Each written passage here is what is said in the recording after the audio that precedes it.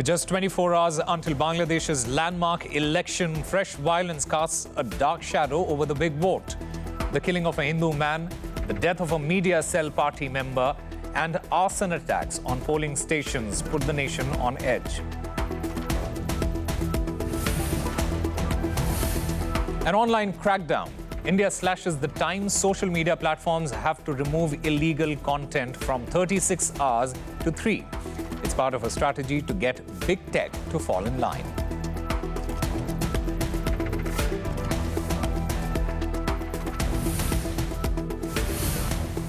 Also, Washington walks back a number of claims made in its trade deal fact sheet with India. A case of America counting its chickens before they have hatched. We look at what has changed this hour. In an RT exclusive, we speak to the Iranian foreign minister on the 47th anniversary of the Islamic Revolution. Abbas Araghchi says his nation is ready to respond to U.S. aggression. We are more prepared militarily to defend ourselves than before the 12-day war.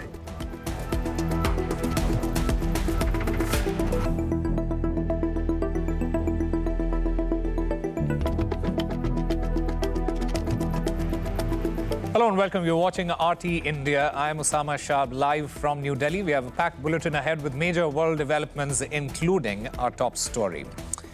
The stage is set for what is seen as the most pivotal election Bangladesh has seen in decades, a revival of the democratic process. But ahead of the voting on Thursday, the situation, it remains well short of being in control. News of attacks on minorities, efforts to muzzle free speech, and arson at a number of polling stations are already marring the process. Now, record number of army and police are being drafted in as the battle for the ballot box takes off in a very real sense. In fact, when it comes to the names on the ballot, these are key contenders, the number of seats up for grabs, and what is on the line in a second vote on the Constitution. Three key political forces are in the running. Let's try and take a look at that.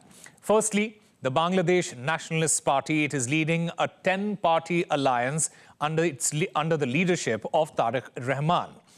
Next up is Jamaat-e-Islami. It is fronting an 11-party bloc led by Shafiqur Rahman, positioning itself as a major challenger as well. Also, there is the National Citizens Party, which was formed by the student leaders.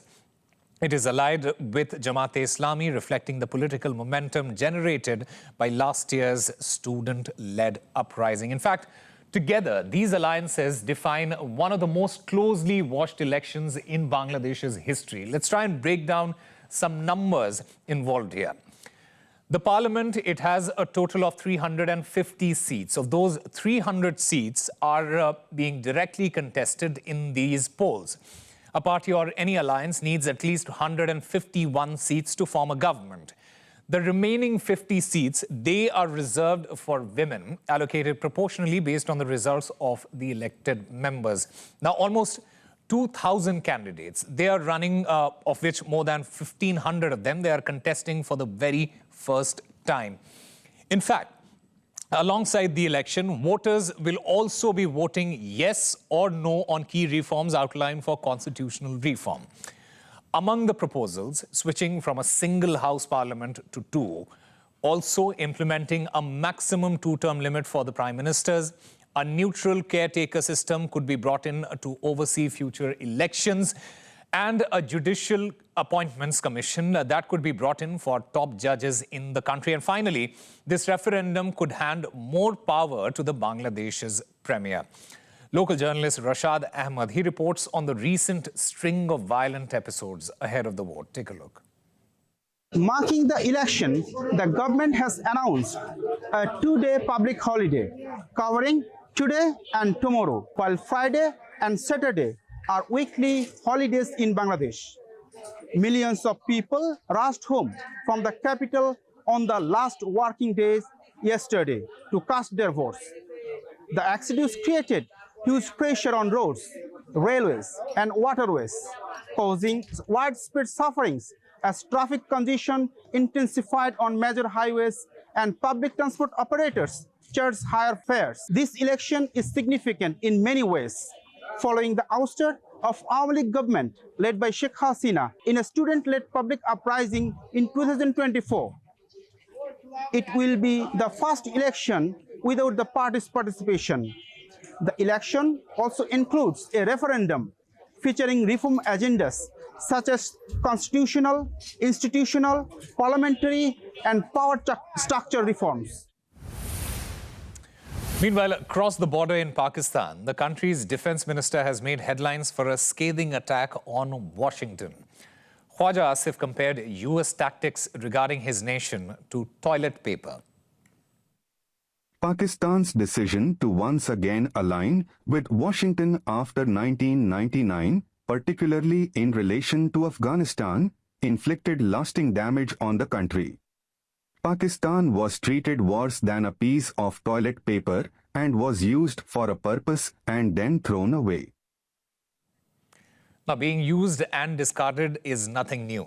Newly declassified files from Watergate's grand jury records in 1971, it offers clear evidence that the US was trying to shape and expand the war through back channels and military moves. That has been despite publicly claiming that it was neutral. Now, as Bangladesh prepares to vote, the Cold War playbook is back in focus. RT's Rujuta Thete takes a closer look. As Bangladeshis gear up to vote, a Cold War ghost has risen from the declassified Watergate files, exposing Washington's plot to drag China into the 1971 war. The Russians were supporting India. Nobody was supporting Pakistan because there was an embargo on the shipment of arms. But we were giving moral support to them. And also we gave to the Chinese an assurance privately that if India jumped Pakistan and China decided to take on the Indians, then we would support them. Publicly, the US stayed neutral, and secretly, Nixon rolled out a pressure campaign against Moscow, hoping to hurt India.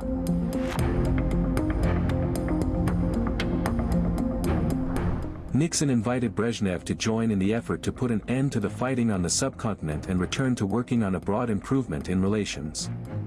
He warned that if India achieved its ends militarily, with Soviet support, it would have an adverse effect on US-Soviet relations.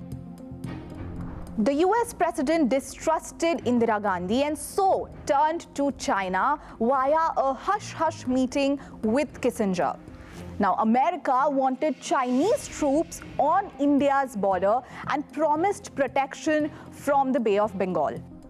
Nixon decided to introduce the carrier Enterprise and its supporting vessels into the Bay of Bengal to apply military pressure on India. The rather transparent cover story was that the Enterprise was moving from Southeast Asia to the Bay of Bengal to help protect and withdraw US citizens from East Pakistan. The CIA warned of imminent collapse in East Pakistan, so Team Nixon moved to fake an evacuation mission using the USS Enterprise. But it didn't bank on India calling Moscow. And the rest, as they say, is history. On the 16th of December, 93,000 Pakistani troops surrendered. And Nixon bizarrely claimed victory. Washington had saved West Pakistan and scared away the Soviets. Nixon and Kissinger felt that they had achieved their fundamental goal of preserving West Pakistan intact and congratulated each other on having scared the pants off the Russians and having come through the crisis amazingly well. The truth, though, was US-backed forces buckled under India's strength, supported by Soviet steel. So the US schemed in 1971. And 55 years later, when you peel away the layers, is it all that really different now? From reportedly stoking an uprising to ouster of Sheikh Hasina and to allegedly damaging trade deals with Yunus's interim government, not to mention the critical mineral investment in Pakistan. When Bangladesh votes this week, it seems like America is playing the same old game with a 21st century upgrade. Earlier, political analyst Tashfeen Hussain explained that these final 24 hours are crucial. And with the Awami League banned, minorities look set to remain voiceless in Bangladesh. This election, in my opinion, is not a major democratic revival because this election is not inclusive. It is not including one of the biggest parties in Bangladesh, which is Bangladesh Awami League. It is not the case that the Bangladesh Awami League has decided not to participate in this election. On the contrary, Bangladesh Awami League has been barred to participate in this election. So therefore, any election without the inclusion of major political parties cannot be considered a democratic revival. Second of all, there are lots of incidents, solid evidence of intimidation. In a lot of cases, the supporters of Awami League are not going to go to the polling station because of the fear of their life. In a lot of cases, minorities have been intimidated, minorities have been killed. So therefore, I think all those threats are already there. But at this point, I would say that yes, maybe Bangladesh Nationalist Party has a little bit of edge, but I also think that the Yunus-led government is indirectly kind of supporting the Jamaat-e-Islami and other Islamist factions, and that might just be very difficult or challenging for Bangladesh Nationalist Party to win this election. Now, India has announced amendments to its IT rules in a bid to clamp down on harmful AI-generated content effective from the 20th of February. From then, social media platforms must clearly label material and remove unlawful posts. In fact, let's also take a look at what exactly is changing. The platforms will soon require a user declaration before any content is published stating whether AI was used. It means that it will soon be mandatory to label anything that is synthetically produced. Now, compliance timelines have also been tightened. Flagged content must be disabled or removed within 3 hours of legal orders. Previously, platforms had 36 hours. Tech tools will also be required to stop people from making or sharing harmful material, including deepfakes, fake documents, content related to child abuse or weapons, for example. So what is synthetically generated content? Let's try and understand that. It is audio or visual content created or altered using artificial means that falsely pretends to be real. In other words, content that could portray a real person in a real-world event. However, there are exceptions to this particular clause as well. Routine edits that do not alter meaning, they are exempted. Genuine creative or design work, as long as it isn't documentation, that is allowed. Improvements regarding translations or enhanced search quality, that are not treated as synthetic. In fact, social media companies, they are facing a surge in takedown requests worldwide, as many countries, including India, tighten rules around AI-generated content. Something like this is honestly extremely scary, not only for me, but also for each one of us who today is vulnerable to so much harm because of how technology is being misused. I can't even imagine what it must feel like to see such inappropriate usage of imagery of yours in public. It's such a violation. It is disturbing to see rampant misuse of technology.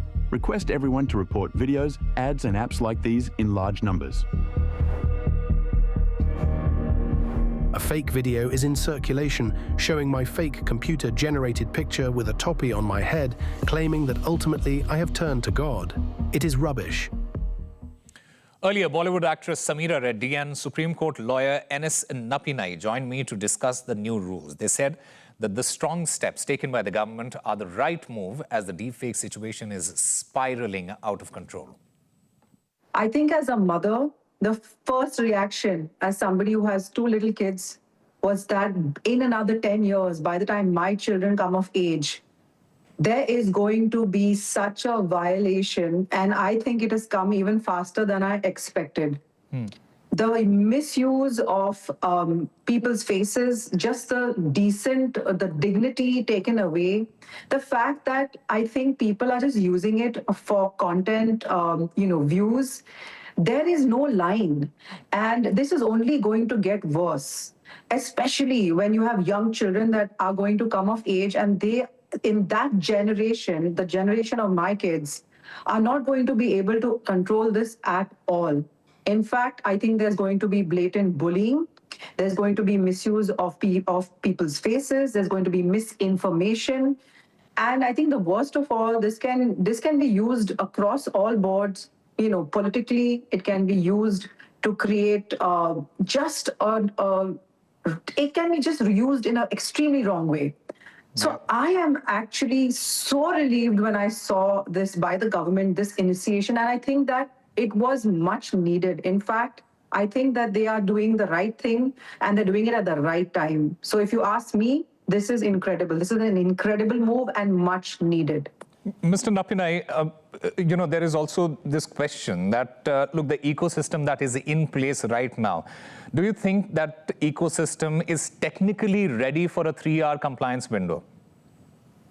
Well, that's for the platforms to figure out. Because if you think that this is something new, it's not quite so.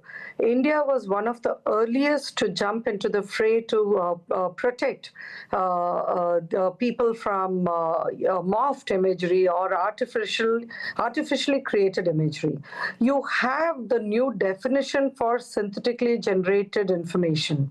But the fight against content such as deepfake or morphed pictures started way back with the Supreme Court intervening in the Prajwala case and mandating that children and women, being weaker sections, should be protected.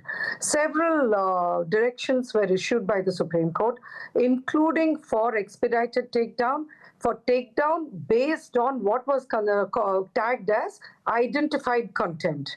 For instance, once you have identified content to be sexually explicit material which has been generated artificially or even wrongfully circulated online, then platforms were required to deploy technology to ensure that the same content cannot be uploaded from other platforms.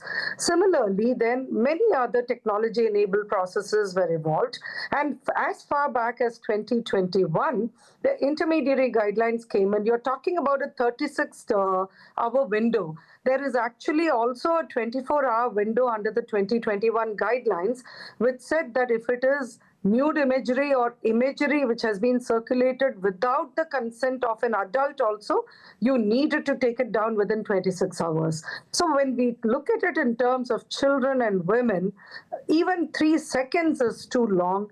So if there is a compliance requirement for 3 hours, I'm sure platforms are well equipped to deal with it. I will also add to this conversation by saying when I got onto social media, I didn't grasp the enormity of what I'm getting into. Yeah. To be very honest, after becoming a mother, I've only realized, not only just for women, of course, for kids also, to understand what they're getting into. There needs to be a lot more thought put into this, because I believe platforms owe us this as their responsibility, because there's a lot of money riding on the platforms. They gain a lot in terms of opening up all these channels to the public as they do. Yeah. And so it is their responsibility to put everything that they have for the moral and the social good. And I think that's one thing that I want to keep putting out there, that all these platforms need to invest as much as they're investing in ads, in making sure that all of us are engaging, double that to be protecting women, protecting us from deepfakes, from AIs. I think that definitely for me, that being said, it's amazing. I got this information today. I'm hearing that since 2021, that a lot of systems are being put into place. But as we all know, the algorithms keep changing. Things are becoming faster, stronger.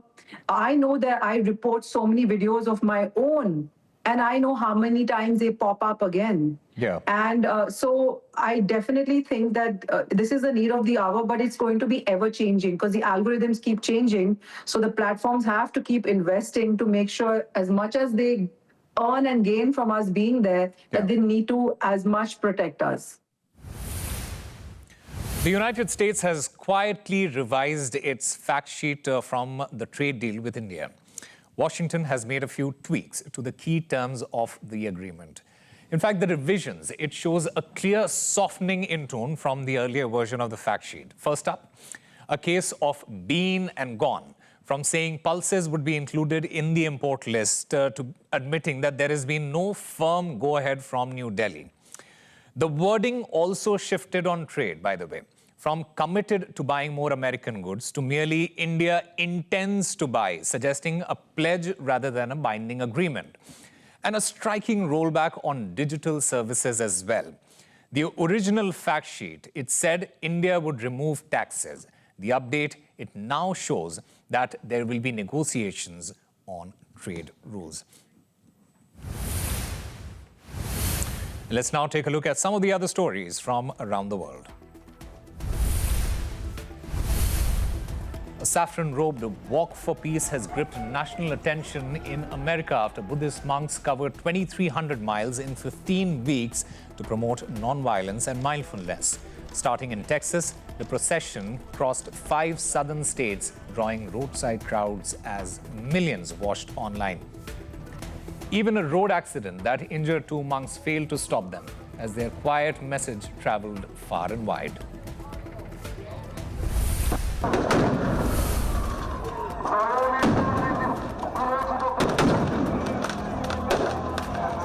Turmoil in Tirana as an anti-government protest over corruption and the cost of living turns violent in the Albanian capital. Demonstrators are demanding the resignation of Prime Minister Edi Rama's government. The rally was met with a heavy police presence. Video from the scene shows protesters throwing Molotov cocktails, while security forces responded with water cannon and tear gas. At least 16 police officers were injured. 1 opposition deputy was hospitalized and 13 arrests have been made. It was the 3rd major demonstration calling for change in Albania in recent months.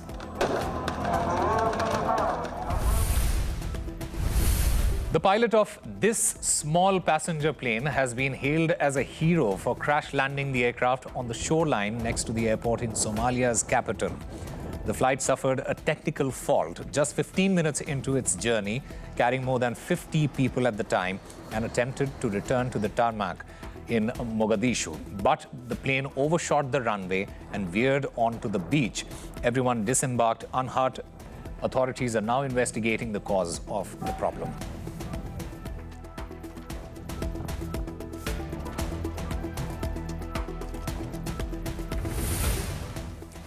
RT's Sanchez Effect is continuing its special coverage of the Iran crisis. Rick Sanchez was joined by the top diplomat in Tehran, Abbas Araghchi, for an exclusive interview. He said Iran is better prepared to defend itself this time if the US or Israel decides to attack compared to the 12-day war in June last year. Take a listen. We are prepared for a diplomatic solution as much as we are prepared to defend ourselves against any new aggression. You know, we were negotiating last time in June last year when they attacked us. Israelis first, followed by Americans.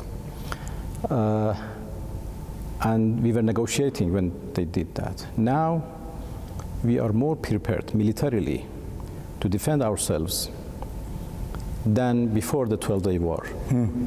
I get a sense that your talks with Mr. Kushner and Mr. Witkoff and the U.S. representative, Mr. Bradley, the Admiral, are going well. And my sense of that comes from the fact that Bibi Netanyahu immediately is calling an emergency meeting in Washington with Mr. Trump. He doesn't like peace. He doesn't like diplomacy. He is a warmonger.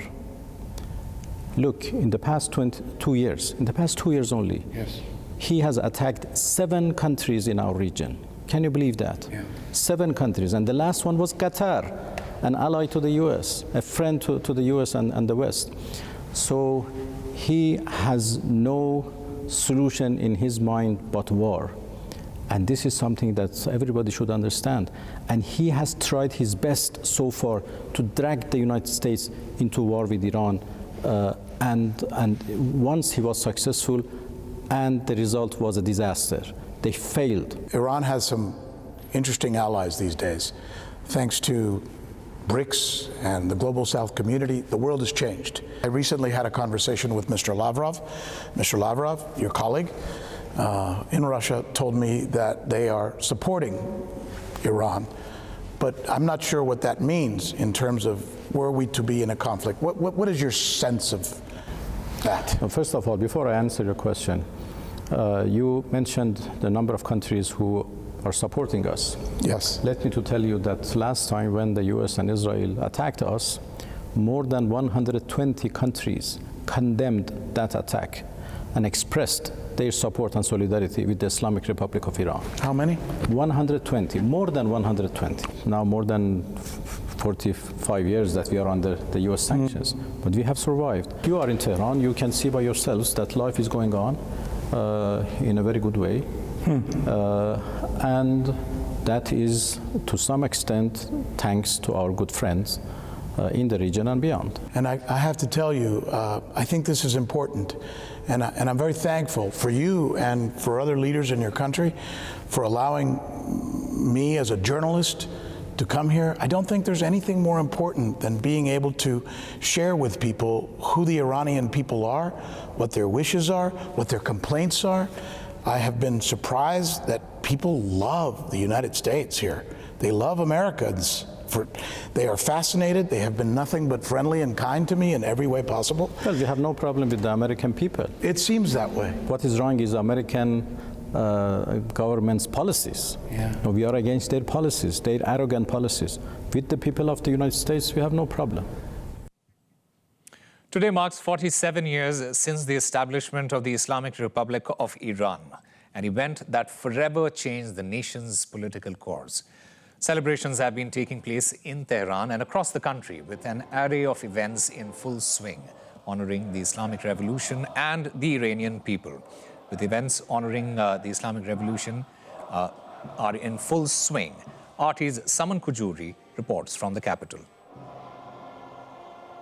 47 years after the events that reshaped Iran's political landscape, the 1979 Islamic Revolution remains a defining turning point in the country's modern history. What began as protests against Shah Mohammad Reza Pahlavi, whose US-backed rule was criticized for repression, corruption and abuses, quickly grew into a nationwide movement. Public anger peaked on Black Friday, September 8, 1978, when the Shah's security forces opened fire on demonstrators in Tehran, killing and injuring hundreds of civilians. Well, the crackdown, meant to crush dissent, instead intensified resistance and drew millions into the streets. The uprising ultimately led to the collapse of the monarchy and the establishment of the Islamic Republic on February 11, 1979, under Ayatollah Ruhollah Khomeini. With the shedding of the blood of our loved ones, our revolution was affirmed. This revolution must remain alive. This movement must endure. And its survival depends on this bloodshed. Spill the blood. Our life will gain continuity. For many supporters, the Islamic Revolution represented a break from what they saw as decades of political control, foreign interference and internal repression. Officials often point to historical grievances and past experiences to explain why independence became one of the revolution's main slogans. Iran has never, throughout its history, been a colony of any country. It has always been independent and never under foreign rule. So why was independence the first demand? Because in the 2 centuries before the revolution, the Iranian people had a bitter experience. They felt their system lacked genuine independence. The revolution's meaning is interpreted and debated in different forms. For some people, it represents independence and national self-reliance, while for others, it remains a complex and deeply personal chapter in the history of the country. Independence, self-reliance, and respect for people are the greatest gains of the Islamic Revolution. I remember that as we approached the victory of the Islamic Revolution, the confrontations became much harsher. If our young people today study the history of the revolution and the history of this country, And in my opinion, they should go back beyond the Pahlavi era and see what was done to this country. They should see how this vast nation was reduced to what it is today, and how at every stage through various treaties, enormous parts of the country were separated from the body of this nation and lost. Then they will understand what the Islamic Revolution has accomplished. They will understand how the Islamic Republic during the 8-year war, through the sacrifice of the blood of thousands of this country's young people, did not give up even a single centimeter of its land to the enemy, and proved that under no circumstances would it negotiate over the country's soil. In the military and missile fields, we have independence.